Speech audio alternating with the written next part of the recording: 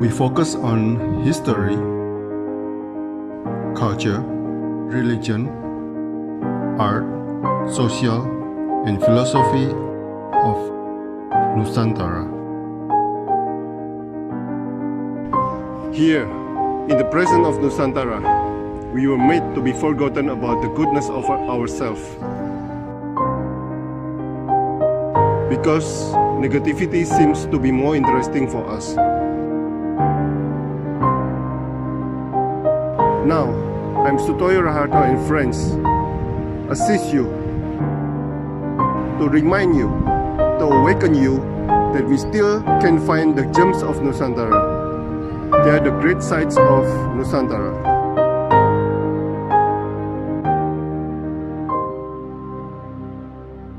Oke, selamat pagi Pak Bayu Triswanto, seorang seniman, seorang Selamat.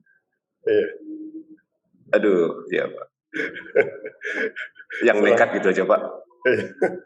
Nekat ya. Oh, yang nekat aja lah kalau saya ya. Juga seorang administrator di Dinas Kebudayaan. Ya kebetulan. Ya. Kebetulan. Ya. Selamat siang juga Pak Harto. Ini satu kehormatan buat saya untuk bisa bergabung. Ini penguasa budaya Tulungagung ini. Aduh, penguasa yang paling bawah, berarti di atasnya masih banyak lagi. Nah, Pak, apa itu keroncong Ajeng Saged, Pak? Silakan, Pak.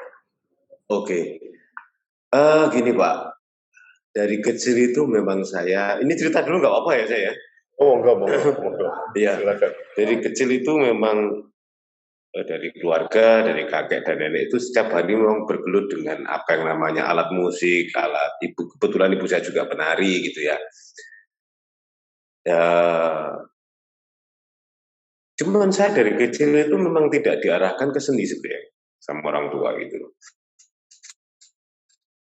Nah,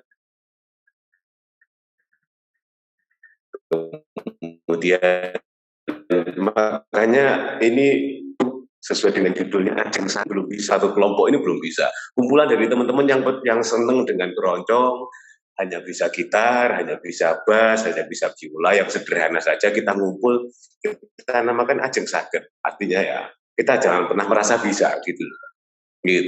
Harus tetap, ya impiannya begitu. Ayo belajar terus, kita ini masih Ajeng Saged kan masih belum bisa.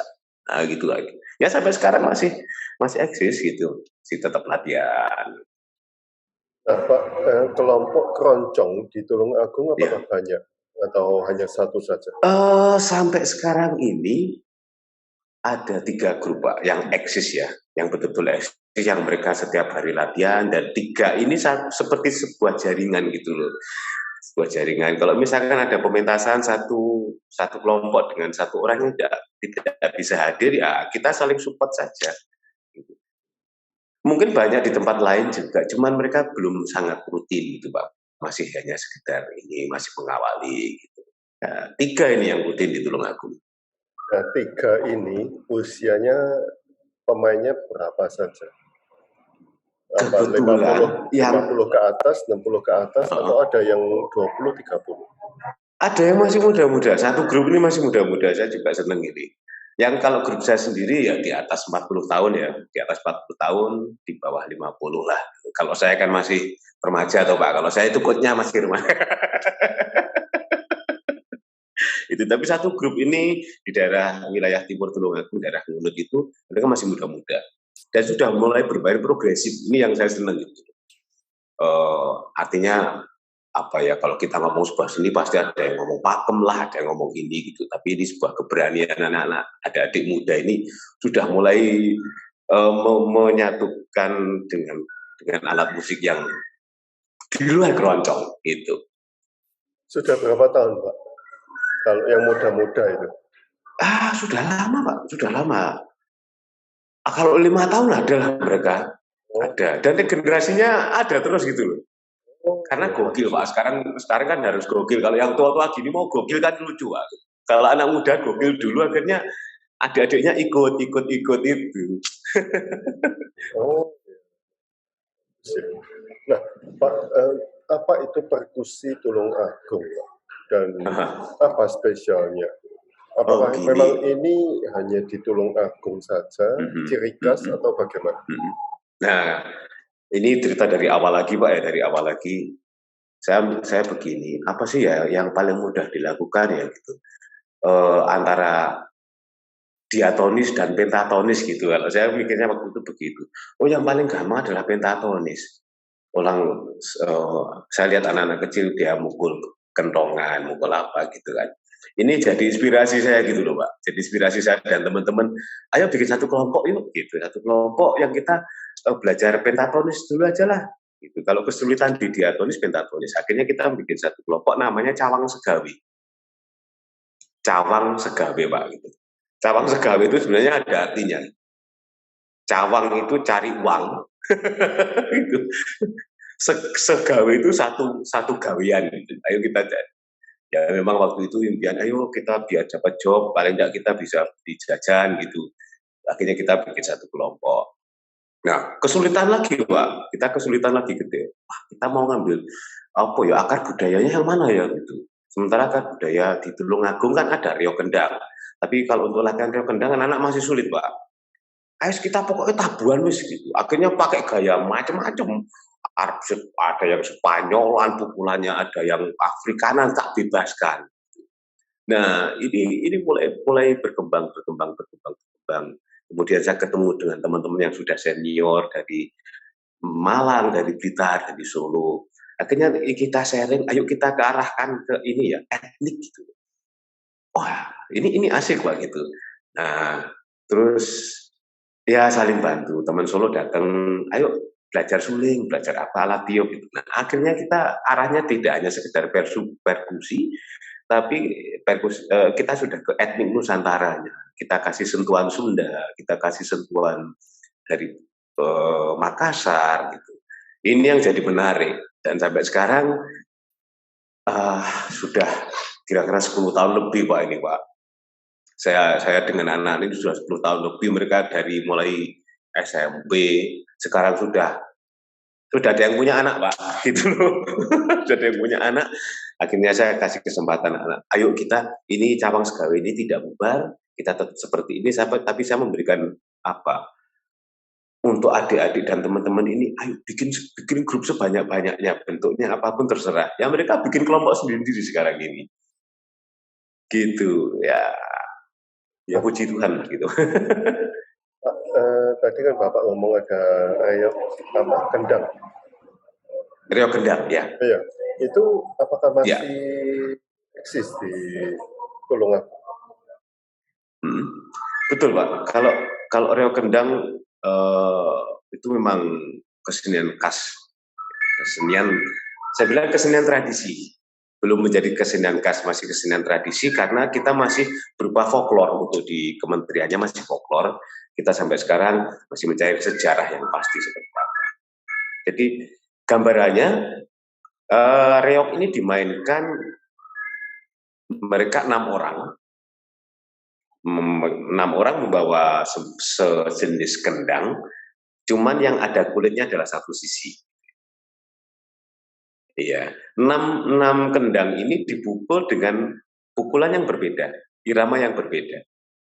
Dibantu lagi oleh gong, kenong, dan ada lagi slompret. Slompret itu alat musik tiup itu, Pak. Dan mereka menari, bergerak, tapi ya nabui dewi gitu. Mereka juga iramanya juga dari penari sendiri. Kalau ngomong sejarah banyak sih, Pak. Ada yang itu adalah budaya serapan, kesenian serapan. Ada lagi yang menghubungkan reog kendang ini dengan sejarahnya Gili Suci waktu itu. Banyak literasi. Gitu. Tulungagung itu ikut mana, Pak? Tuh, ikut Majapahit atau Kediri atau ikut bagian mana? Gitu? Wah, ini pertanyaan yang tadi malam, wah muka-muka gak ditakok Pak Harto ini. Ini gini, Pak. sejarahnya Tulungagung itu sebagai wilayah yang paling selatan, ya paling selatan. Waktu itu Tulungagung masuk dalam Kerajaan Kahuripan Kediri. Itu wilayahnya Kahuripan Kediri. Nah, Tulungagung ini ketika itu menjadi sebuah wilayah yang sinengker. Artinya begini, Pak. Tulungagung itu tempat pendidikan, tempat orang suci. Jadi di sini banyak peninggalan-peninggalan Hindu dan Buddha sebagai peninggalan ibadah, peninggalan sucinya. Nah, berkembangnya zaman, runtuhnya Kediri, kemudian munculnya Singosari pun, Tulungagung ini ketika ada pembagian wilayah Singosari menjadi dua ketika itu, Tulungagung ini tidak boleh disentuh, Pak. Karena Tulungagung daerah suci gitu loh. Jadi pendidikan, apalagi ketika sudah mulai Majapahit gitu, menjelang Majapahit, Tulungagung itu banyak berdiri padepokan sekolah lah, kita bilang sekolah sekarang Pak ya, sekolah tata negara, sekolah tata pemerintahan, sekolah kesaktian kanuragan itu di Tulungagung. Itu sampai munculnya Mataram. Nah, pecahnya Mataram, banyak pelarian yang ke Tulungagung juga, Pak, gitu. Baik itu Mataram awal, mulai dari Mataram Senopati, Mataram Sultan Agung, sampai dengan Diponegoro gitu, itu ada di sini. Bahkan ada satu peninggalan dalam Diponegoro, karena Diponegoro itu kan sebenarnya bukan, ini kan gelar Pak ya, Diponegoro kan tidak satu, ada dua gitu. Itu ada di Tulungagung. Tetapi perkampungan perkampungan kuno ketika era Kediri sampai dengan Majapahit juga ada di Tulungagung gitu kan. Jadi kalau ikut mana kita ikut semua aja lah Pak, kayaknya. Oke, berarti bukan bagian dari Belambangan ya? Oh bukan, kalau kita justru secara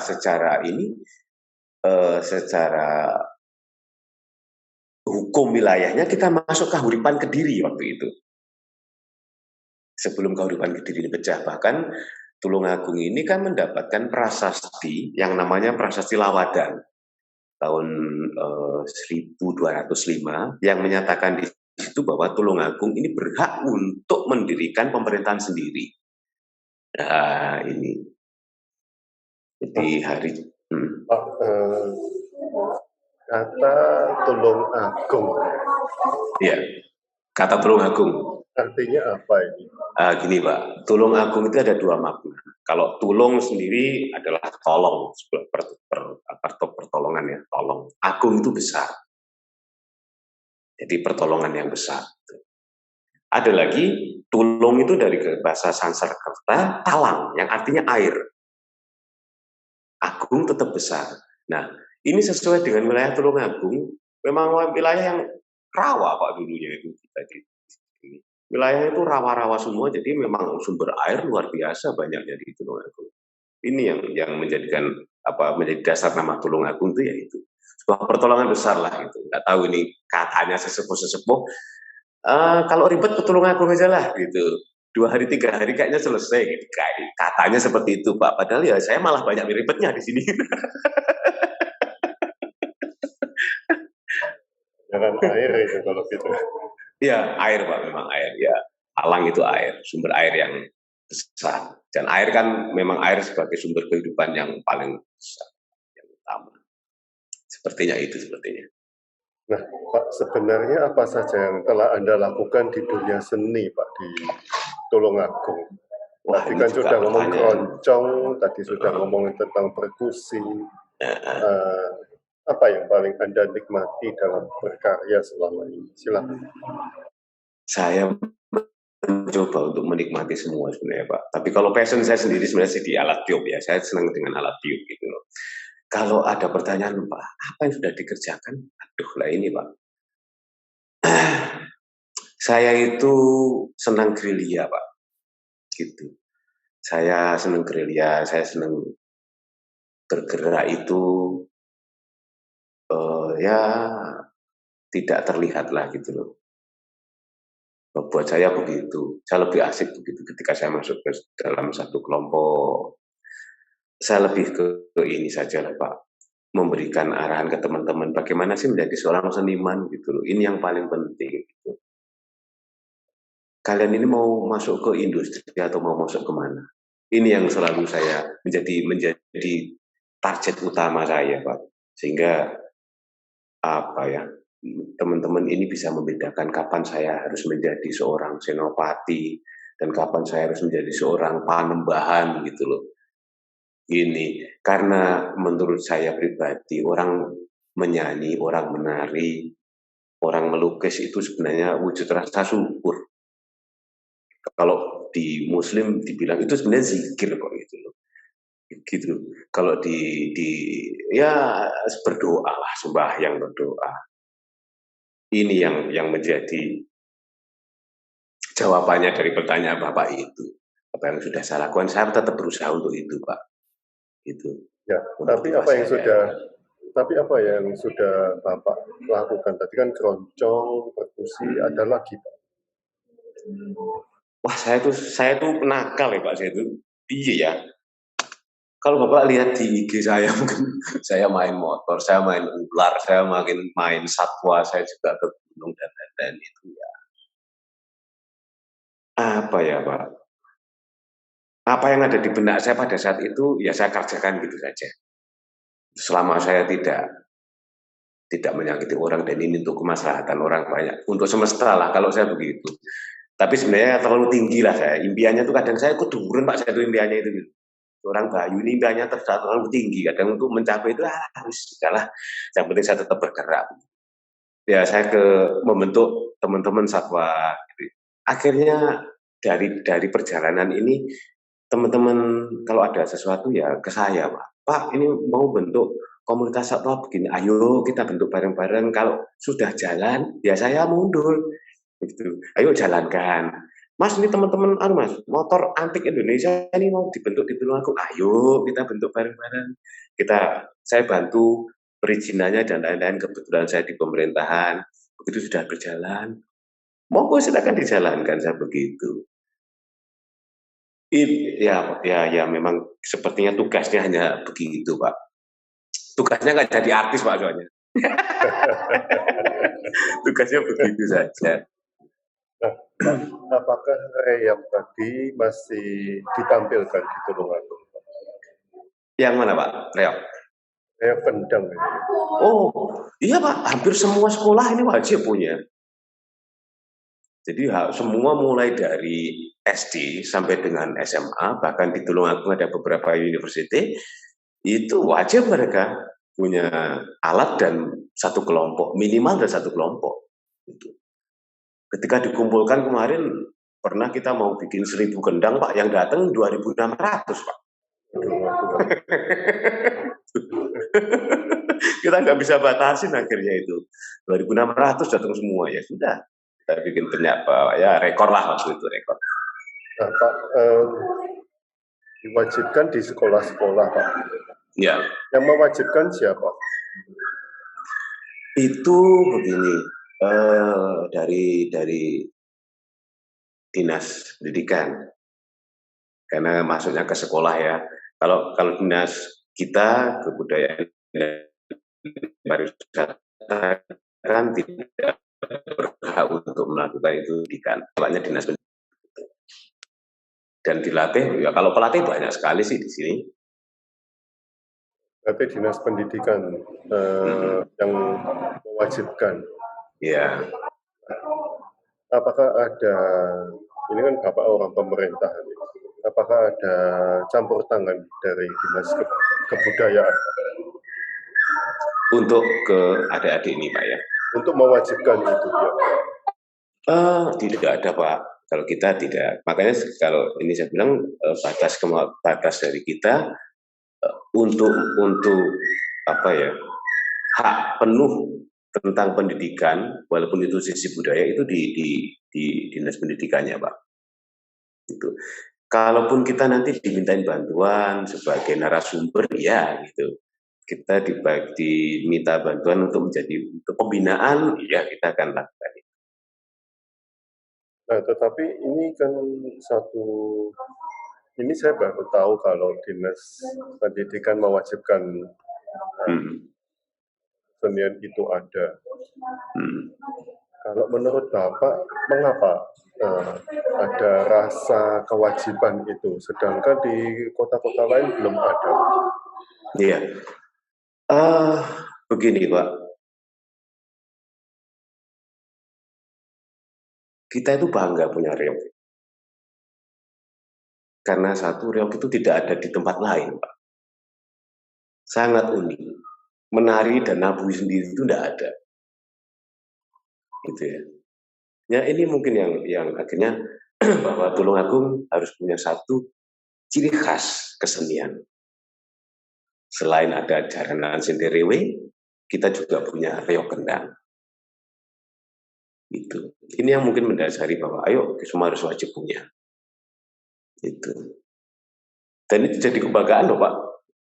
Sangat bangga. Jadi penari anak-anak yang bisa menari reog itu bangga mereka gitu. Ibaratnya status sosial di teman-temannya naik ya gitu loh. Gitu. Saya nggak tahu rasanya kalau di kota-kota lain masih belum banyak yang mewajibkan ini. Ya. Tapi kewajiban ini sudah berapa tahun? Sudah lama Pak. Sudah lama sekali. Ya sudah sangat lama. Bagus sekali. Iya. Nah, Pak, kita ke Instagram ya Pak ya. Kita coba nanti kalau ada yang bisa di review oleh Bapak. Oke, jadi ini perkusi Tulungagung ini ciptaan baru berarti Pak ya? Kalau ciptaan baru enggak, kita kita kalau menciptakan alatnya ini sudah ada Pak, alatnya ini ada. Kalau orang lain kalau alatnya sendiri namanya jimbe gitu ya, jimbe. Cuman di sini kita kalau yang di foto ini kita sudah mulai memadukan alat ini dengan alat-alat Nusantara.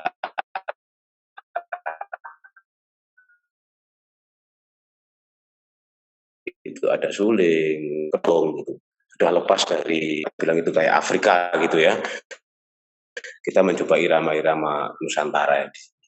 Termasuk reog kendang juga di sini gitu. Kita bikin irama reog kendang dengan menggunakan alat ini. Tapi cinde ini hanya ada di Tulungagung. Oh enggak, ini sudah mendunia Pak alat ini. Kalau yang produksi di Blitar ini banyak, di Kota Blitar ini, teman Blitar, Solo ini banyak yang bikin kayak gini. Saya dulu juga bikin ini. Iya. Ini Tulungagung. Iya, ini kentrung Pak. Oke. Maestro. Ini kentrung. Ini satu yang langka juga di Tulungagung. Ini juga asli kesenian Tulungagung. Jadi kalau di kentrung di sini, Pak, ini Bugimah namanya, almarhum Bugimah. Di situ beliau bercerita gitu. Ada cerita Panji, kemudian ada cerita yang berkenaan dengan keagamaan religius gitu Pak. Dan penerusnya sekarang ada Mas Yaya dan teman-teman sebagai penerusnya Bu Gimah ini. Oh, masih ada berarti. Masih ada. Iya, masih ada dan dari dinas sendiri sangat support Pak dengan grup ini. Ini kan kendang Pak. Iya, ini kendang. Ini kendang, satu lagi ini namanya jedornya ini. Yang kayak gong, dung dung gitu, yang bapak-bapak itu. Jadi iramanya teng tak teng dang, teng tak teng teng sambil bercerita gitu. Di dalamnya ada pitutur, ada petuah. Bisa semalam Pak ini kalau main satu malam penuh bisa ini. Hanya dia sendiri ini. Iya, hanya berdua. Oh. Hanya berdua. Seperti wayangan ya. Cuma yang sekarang ini teman-teman ada namanya Mas Yaya dan teman-teman ini sudah bikin satu kelompok anak-anak, jadi lucu. Jadi cerita-cerita ini dibuat lucu agar gampang mempermudah untuk menyampaikan maksudnya. Oh ya, ini kita pernah kebetulan saja saya dan teman-teman yang ada di Tulungagung ini dulu pernah dimintai bantuan teman-teman Surabaya Pak ini di Surabaya, terus kita ke Pasuruan untuk membuat pagelaran sendera tari. Kebetulan ada yang telepon ke kita, Mas Bayu tolong ini saya dibantu tentang panggung dan penyutradaraannya. Oke, saya dengan teman-teman datang ke sana untuk membantu. Ini tentang Putri Gayatri ini di Candrawi Watikta kalau nggak salah ini. Oh, Majapahit. Ya, kita Majapahit. Iya, ini kita bikin satu event Pak di sini. Ini event yang unik ini. Kita bikin event ini tanpa budget Pak, 0 budget ini, 0 budget karena ya kita apa ya, pertemanan dan lain-lain, kita ngobrol sama teman-teman, ayo bikin sesuatu yuk di sini yuk. Apa Mas tentang apa? Yuk. Akhirnya waktu itu kita bikin namanya Dongeng Bonorowo. Bonorowo itu kan nama lain dari Tulungagung, Pak. Sebelum nama Tulungagung jadi itu namanya Kadipaten Bonorowo. Gitu. Jadi konsepnya di sini kita bercerita tentang Bonorowo, apapun ceritanya. Misalkan dan yang cerita boleh siapapun, gitu. Jadi saya siapkan satu konsep waktu itu, saya siapkan konsep tentang saya mempersilahkan teman-teman monggo silakan bercerita tentang apa saja. Misalkan dia cerita, aduh di gang saya itu katanya dulu ada satu pohon yang angker, monggo, enggak apa-apa, itu khasanah menurut saya. Itu cerita yang harus digugah, cerita yang harus dimunculkan kembali bahwa kita tuh kaya loh gitu. Tulungagung itu kaya banget loh gitu. Banyak kejadian di Tulungagung yang kita nggak tahu gitu. Ini 0 budget Pak Nis, dan 0 budget wis ini. Saya sound system dibantu, teman-teman lighting dibantu. Bahkan ada toko kain waktu itu, Mas Bayu saya bantu 25 meter ini kain warna putih. Gitu. Waduh, saya terima kasih sekali. Yang datang audiens sekitar berapa ya? 700-an orang. Itu dari SMA Mas Bayu saya boleh nyumbang reok, ayo monggo saya nyumbang nari ini, ayo kita ini acara bareng. Cuman ada satu kewajiban Pak di sini, kewajibannya yang nonton, yang datang itu ya, tiketnya ada Pak, tapi bukan berupa uang Pak. Bawa jagung satu aja enggak apa-apa, jagung godok satu gitu, bawa gedang goreng satu gitu. Jadi makanan-makanan kecil enggak apa-apa, gorengan apa, singkong goreng, singkong rebus dibawa. Nanti kita kumpulkan pada sesi tengah, nanti kita makan bareng-bareng gitu. Wah ini kalau saya ingat ini saya nangis ini, Pak. Saya nangis ini. Pak Bonorowo, Bono iya. Bono itu wilayah, Pak. Rowo itu ya rawa. Jadi Bonorowo itu wilayah yang berawa. Sebelum menjadi nama Tulungagung itu menjadi Kadipaten Ngerowo atau ada penyebutannya Kadipaten Bonorowo. Nah ini di mana Pak ini Pak? Ini waktu kita di Borobudur, ini di Candi Pawon Pak, di sisi utara ya, sisi utara Borobudur. Waktu itu ada, kebetulan saya ini ya kebetulan semua sih serba kebetulan Pak, saya repot ya. Kebetulan saja di komunitas bambu Indonesia. Waktu itu ada acara di sana merajut bambu 1000 candi. Itu. Jadi acara bambu dan saya diundang untuk ke sana. Oke. Yang Tulungagung lewat ini. Ya.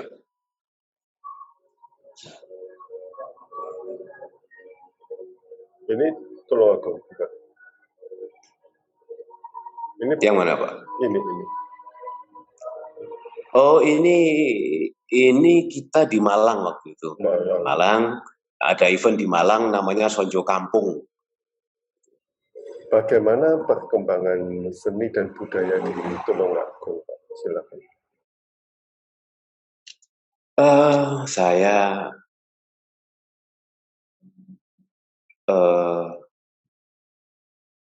berbesar hati lah Pak. Sekarang ini perkembangannya cukup pesat gitu ya. Cukup pesat karena teknologi juga begitu pesatnya. Mau dulu tuh mencari sarana dan prasarana juga sulit. Sekarang ini kan semua dipermudah, Pak. Kelompok-kelompok ini kita permudah untuk pengadaan alat dan lain-lain gitu. Ini yang salah satu pemicu seni dan budaya di Tulungagung ini bergerak cepat gitu. Munculnya banyak sekarang anak-anak Tulungagung yang diterima di ISI Solo, di ISI Jogja. Mereka pulang sudah lulus pulang ini juga jadi kekuatan Pak di sini nih. Mereka menjadi motor, mereka jadi kompresor gitu untuk mendongkrak itu ya luar biasa. Kalau mau ke Tulungagung hampir tiap malam kalau mau nonton kesenian pasti ada Pak, pasti ada itu. Di sanggar-sanggar itu, iya di sanggar-sanggar itu pasti mereka latihan itu pasti ada. Gitu. Walaupun di masa COVID beginilah. Gitu. Oh, luar biasa ya berarti ya. Iya. Jarang sekali ada kota yang aktif dalam seni dan budaya. Mengingat begini kan Pak, kalau kita ngomong Solo sama Jogja, ya karena di sana masih ada kerajaan, jadi kalau budayanya cukup kental ya. Tulungagung ini sudah tidak ada kerajaan, sudah apa, tapi sisi seni budayanya lumayan asik lah. Saya bangga gitu, saya senang gitu loh. Sesepuh-sesepuhnya juga aktif gitu. Nah Pak, apakah masih ada agama lokal Pak yang dipraktekkan? Seperti sementara ini kalau teman-teman penghayat Pak yang masih ini ya, penghayat itu masih cukup banyak dan ya hubungan dengan kami yang ada di dinas juga harmonis sekali gitu ketika dan saling support sih Pak, saling support sebenarnya. Termasuk dari teman-teman ini ya, teman-teman dari Konghucu itu juga. Oke, kita harus ketemu di Tulungagung ini Pak. Wah wajib Pak, wajib ini. Apa perlu saya jemput Pak? Saya jemput Surabaya. Naik motor antik ya. Muter-muter aja Pak. Oke, Pak, terima kasih untuk waktunya, untuk pengalamannya. Kita harus ketemu di Tulungagung Pak. Siap. Saya pasang nanti karpet merah Pak. Oke, selamat siang Pak.